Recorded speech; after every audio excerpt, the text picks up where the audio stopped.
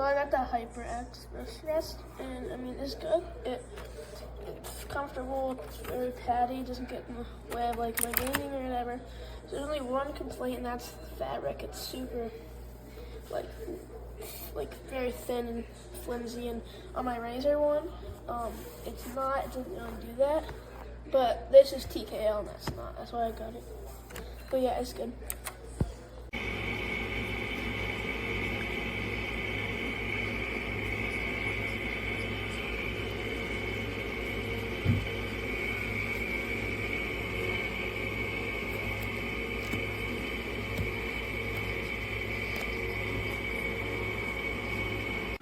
The only problem that I had with this wrist rest is this.